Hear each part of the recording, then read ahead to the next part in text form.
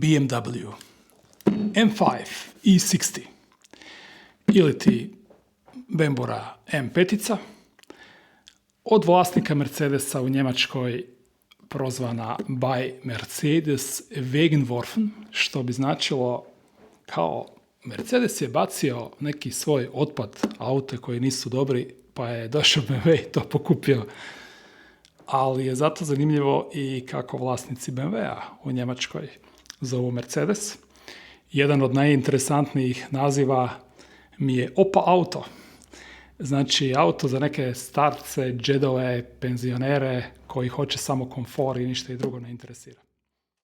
A meni zanimljiva tema koju bih htio da sad obradimo je da li je moguće da će ovom autu baš jako porasti vrijednost. I da li na ovaj tu autić možemo gledati i kao na jednu pametnu i razboritu investiciju.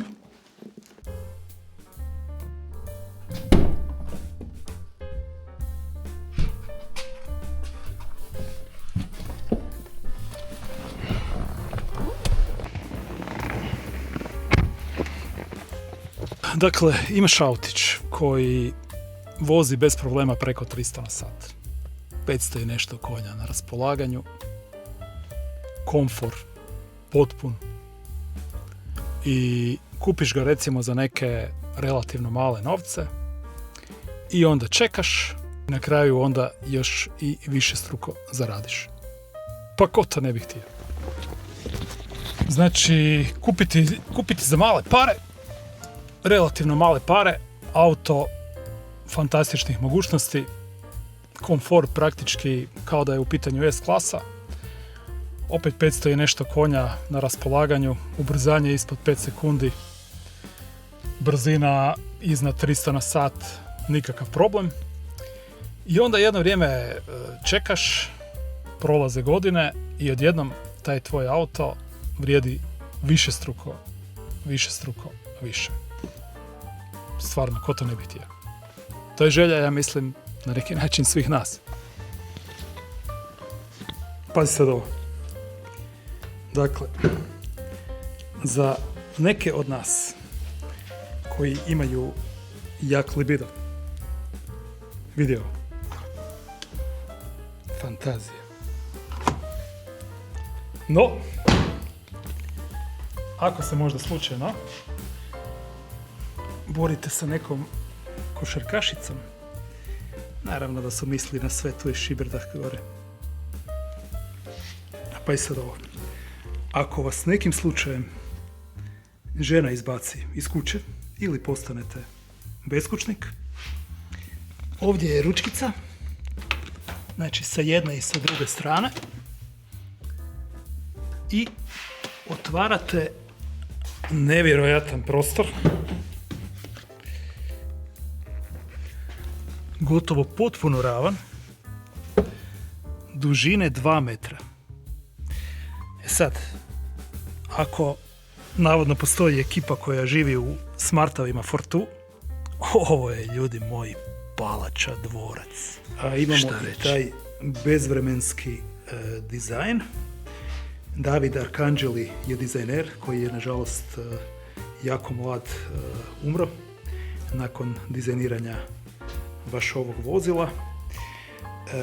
I iz tog razloga je na njemu zadržane su sve njegove ideje, jer nije bila mogućnost korekcije, znači on je umro nekoliko godina prije nego što je auto izašao iz proizvodnje. Ali zanimljivo u toj priči je to da je on uvijek iznad svog radnog stola imao model Cepelina i da je strašno volio Cepeline.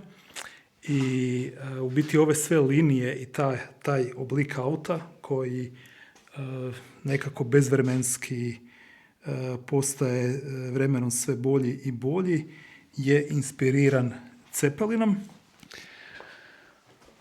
A i ono po meni što će jako utjecati na vrijednost ovog auta je sigurno ovaj V10 i njegov zvuk. Stvarno ne znam da li možemo na jednu nabrojati još neka vozila ikad proizvedena koja imaju tako dobar zvuk. A postoji i još jedna karakteristika kojom je ova tu makina stekla svjetsku slavu, jer je u vrijeme kad je auto izašao sa dodatkom turbine oboren svjetski rekord od 370 i nešto kilometara na sat i s tim da to niko nije ni uspio uopće napraviti sa autom koji je ovog limuzinskog oblika i ima u biti za obaranje brzinskih rekorda vrlo, vrlo lošu aerodinamiku. Dakle, uz ovo vozilo je vezano puno raznih superlativa, no u cijeloj priči je bitno pogledati i kakva nam je trenutna realnost. Ja to volim pogledati na primjeru najviše američkog tržišta, zato što ih tamo ima jako puno, pa onda je to nekakav dosta vjerodostojan pokazatelj. I sada, neki se hvale da ih kupuju za, 10-15 tisuća dolara, no ono što mi je zanimljivo je to da ih ima nekoliko, ne puno, koji su prodani i za iznose između 100 i 150 tisuća dolara. I to su uglavnom vozila koja imaju jako malo kilometara i u stanju su koje Amerikanci nazivaju time capsule, a to bi bilo, znači vozilo je kao novo i ima jako malo kilometara. No, to mi se čini ipak kao jedan jako dobar pokazatelj da ovo vozilce ovdje ide u dobrom smjeru po pitanje cijene. I sad šta bi po meni ovdje trebalo odigrati jako bitnu ulogu, a to je to što je ovaj auto ipak napravljeno jako malo primjeraka, 20 tisuća komada, s tim da je on tako jedan auto koji je privlačio ljude koji se vole voziti brzo, riskirati, možda i ne vode preveliku brigu o njemu, tako da ih ima dosta koji su i uništeni, izašli tako reći iz igre. Podatak koji sam našao za Englesku je da ih je u igri trenutno manje od pola od onog broja koji su bili prodani u prvom trenutku. To znači da pretpostavljam da ih je sad možda manje od 10 tisuća, možda i još puno manje od toga, a bit će ih sve manje i manje. I onda je pitanje koliko od njih je u nekakvom jako dobrom stanju. I tu ćemo doći i sa relativno malo kilometara. I tu ćemo doći do nekakve još puno manje brojke. I sad, recimo, ako bi ga usporedili sa recimo SL-om 107-icom, Mercedesom ili 129-kom, to su sve auti koji su u ogromnom broju primjeraka rađeni i oni ne mogu konkurirati. Znači, oni, bez obzira što su dobri auti, oni po meni neće imati taj ludi porast vrijednosti i neće biti kao neke pagode i tako. Ako ga usporedim sa Maseratijem GT-em, onim kad ga je već Ferrari preuzeo, on je isto u jako velikom broju primjeraka napravljen. I tu je nekako loša politika Ferrarija prema tom autu, jer oni namjerno prodaju dijelove za njega puno skuplje nego što prodaju za Ferrari. Znači, nekako ga žele maknuti. Nije im Maserati isto što i Ferrari. I tako, a sad, eto, mislim da su to neki aduti na strani ovog autića. Da li bi on mogao biti bolji, konstrukcijski? Pa, po meni i bi, samo ne znam da li je to njima onda bilo moguće napraviti, ali recimo da mu je getribica negdje iza smještena, kao što je to recimo na Porscheu 944 motor napred ili 928 motor napred, getriba iza, bio bi još puno bolje auto, naravno. Ok. Ali možemo postaviti jedno najjednostavnije pitanje. Znači, da li postoji i koji auto koji je preko 30-40 godina starosti sa V10 jakim motorom i da je jeftin? I onda kad malo razmislim, ajde, možda je Viper, možda se tih Vipera starijih da naći tako neki američki auto, ali nešto drugo sa takvim strojem ne postoji takav oldtimer, barem se ja ne mogu sjetiti. A i nekakva dobra karakteristika inače BMW-a kao firme bi mogla biti to što je oni se striktno drže tog nekog svog posla, limuzina. Ne znam da li ste primijetili, ali BMW nikada nije radio nikakav kombi, nikada nije radio nikakav kamion. Oni su znači u motociklima, automobilima, prije su radili te avionske motore i tako, znači imaju, drže do tog nekog svog imidža, što mislim da nije nebitno i nadam se, mislim, firma dosta dobro stoji, dionica im se drži, čini mi se, najbolje od svih njemačkih auta, isplaćuju dividendu. To je isto nekakav pokazatelj zdravlja firme i dionica. I moja je pretpostavka da se njima neće dogoditi ni da ih kupe Kinezi, ni će im se dogoditi da završe negdje u Indiji kao Jaguar ili neki takav loš scenarij. Tako da, eto, Bembura se za sad dobro drži. Što je isto kao imidž oldtimera po meni dosta bitno. Da, i skoro sam zaboravio možda isto jedno od važnijih stvari, a to je da je Bembura znači, kupila Rollsa i sad su Rollsovi, neki od njih su na platformi 7, što isto za imidž nije baš neka mala stvar. Eto. I sada kao sjedamo u vremeplov, nalazimo se u 2035. 6. godini i to je ta godina kada E60 M5 postaje klasik oldtimer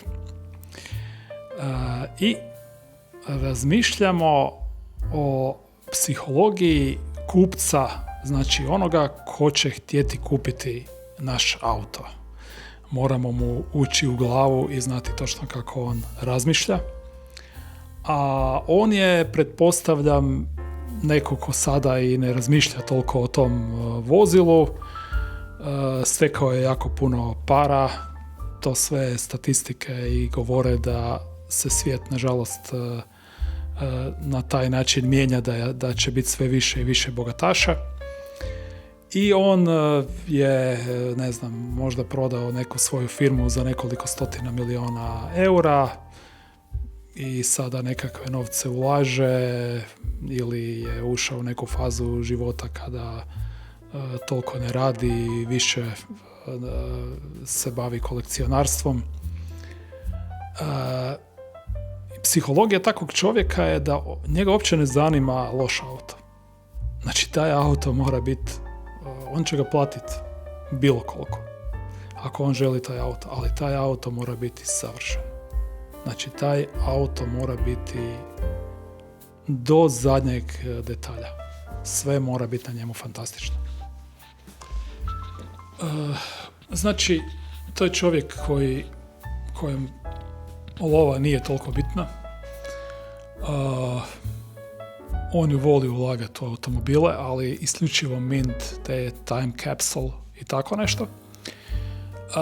On ima nekakvu halu u koju ih stavlja, koja je savršeno klimatizirana, ima sve uvjete da ti auti stoje kako treba i kada ga njegovi frendovi obilaze koji isto tako rade kolekcije automobila ili nečeg drugog, on se ne želi sramotiti i pokazivati nekakav auto koji nije u ono savršenom stanju i rađe će dat lopatom zagrabiti novce i dati za taj bolji auto nego da kupi neki krš. Tako da po meni tu postoje 4 najvažnija uvjeta koje to vozilo mora zadovoljiti da bi ušlo u tu kategoriju. Okay.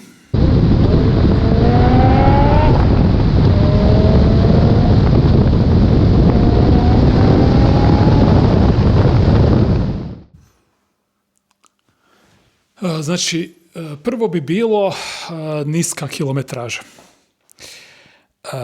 Sada u toj nekoj jako visokoj cijeni prolaze isključivo i time capsule auti.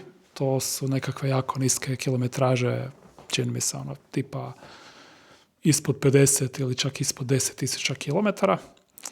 Ali kada mi dođemo u tu neku budućnost kad će njih biti još puno manje, mislim da sve ono što je iznad 200.000 recimo ili tako nekakve veće kilometraže neće moći zadovoljiti, nažalost.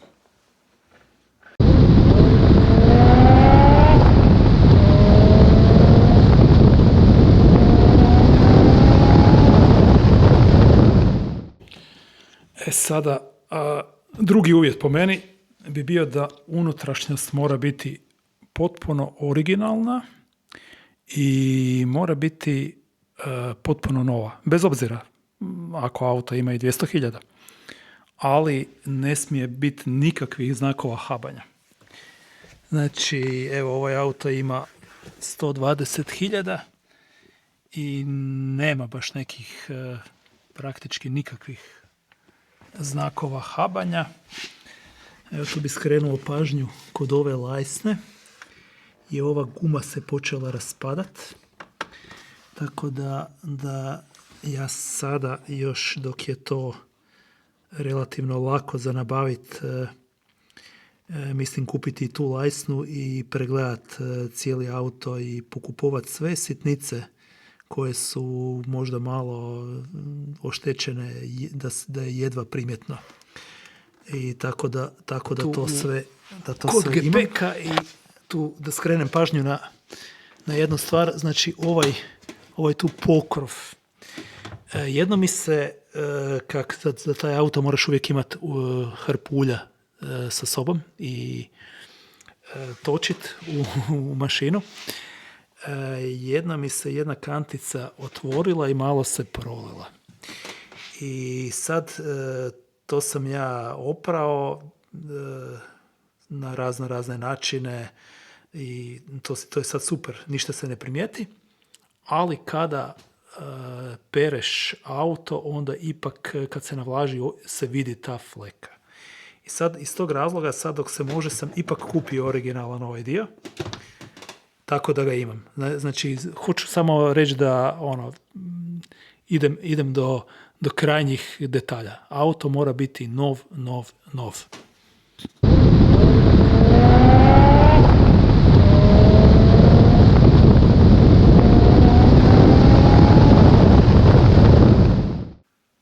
Sada, što se tiče laka na vozilu, pobornik sam nekakvih, kao što je recimo i na ovom modelu, znači ovo je M5 model, skupljaju ga ljudi koji se isto bave kolekcionarstvom, makar ajde i kikači se s njim mogu igrati, ali ga oni unište.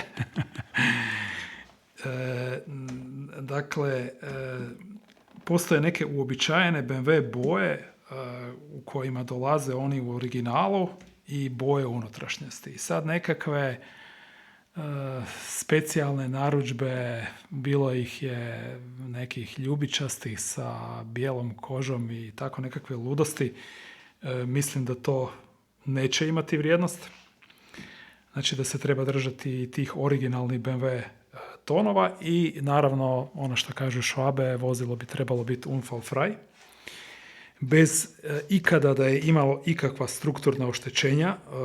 Vozilo se, mjeri se onda i debljina laka i ako ćete ga prodavati za neku ogromnu cifru, onda vjerujte da će ga taj čovjek pregledati i da će ga dati negdje na nekakav rengen ili ko zna na šta. A sad, ako ste eventualno, ne znam, maznuli nekog jednog zeku na autoputu i ako je to bilo nekakvo sitno oštećenje i taj dio je promijenjen, mislim da to nema nikakve veze.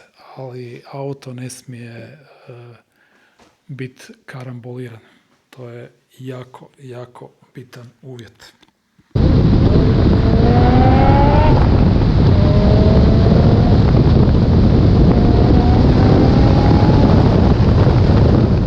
Sad, kao četvrti uvjet, evo recimo kao što imam za ovu staru mecu, što više originalnih tih papira, ovdje je i priručnik za popravak, servisna knjižica, uputstvo za upotrebu, iz tog vremena jedan prospekt s kojim se taj auto reklamirao i koji se dobivao uz taj auto. I tako, svi originalni ključevi i naravno da je na autu sve originalno. Sad po meni, ako je neko stavljao nekakve lude felge, dodatne spojlere, lijepio nekakve folije po autu i ne daj Bože da je doveo do toga da se to više ne može vratiti u stanje originalnosti, mislim da to je bad.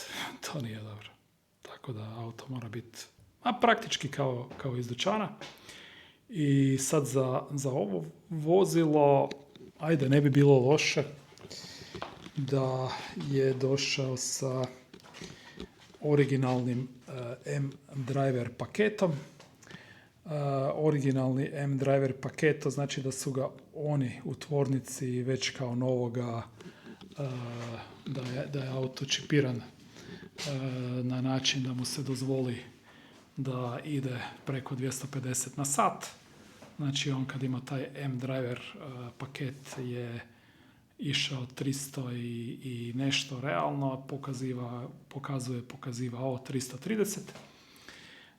I što je neki recimo kuriozitet je da je vozač onda dobivao i neku obuku, tako da se zna boriti sa tako brzim autom.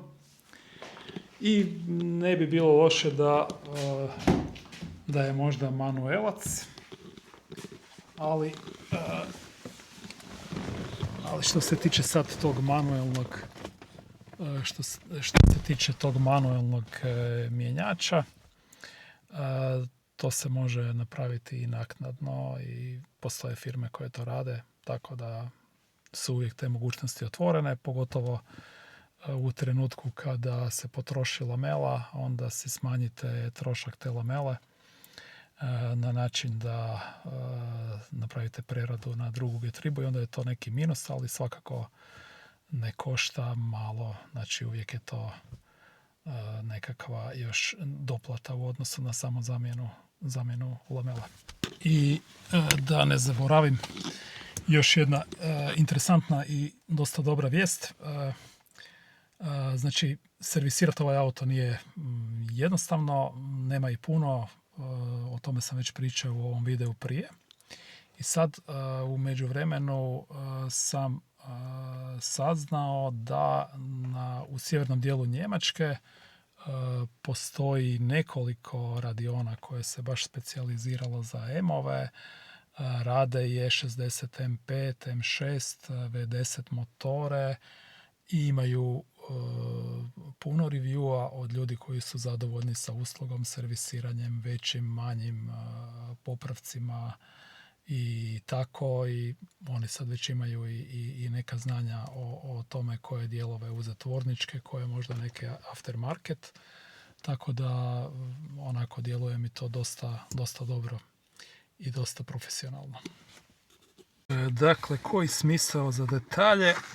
Čak je i ovdje ova zavjesica da vas niko ne vidi i iza se diže na struju. kako kupiti, odnosno da ja sad investiram u M5 E60 i želim da mi taj auto za 10 godina očuva vrijednost i vrijedi još i više. Kako bi ga kupio? Postavio bi 2 osnovna pravila, a to je niska kilometraža, što niža, i da bude auto unfallfrei, odnosno da nije imao nikakav jači karambol, a ostalo bi sve bilo pitanje papira, olovke, matematike i cijene. Znači, bez obzira na kvarove, na sve skupa što je problem sa autom, ali ako bi vidio da vozilo mogu dovesti u to stanje da bude kao iz dućana i da mi se ta matematika isplati i uz viziju da će i cijena rasti, eto, to bi za mene bio dobar deal. A ovo mislim da ne bih htio, ako gledam kao investiciju, nikako tu kilometražu i da je unfallfrei, ne bih htio ići ispod tih uvjeta. A sad ako bi kupovao neki auto za gušt vožnju i tak dalje, onda to možda i ne bi bilo toliko bitno. Znači, ako on je mehanički jako dobar, ima i 500.000 i na njemu je sve promijenjeno i tako, onda ne bi gledao na njega na taj način. Ali ako ga želim prodati za preko 100, recimo za 10 godina, onda on, moje mišljenje, mora zadovoljavati te neke kriterije. Bez toga ništa. To bi bilo to. Trenutno tržište klasičnih automobila procjenjuje se na oko $1 trilijon.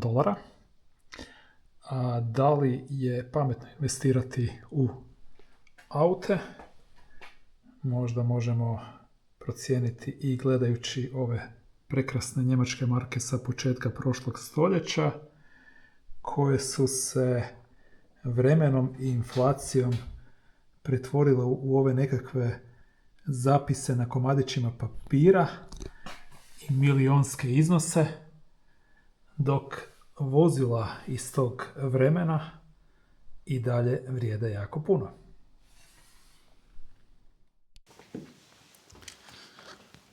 A Jeremy Clarkson kaže da su automobili kao neka živa bića, živi entiteti i da se za njih možemo vezati.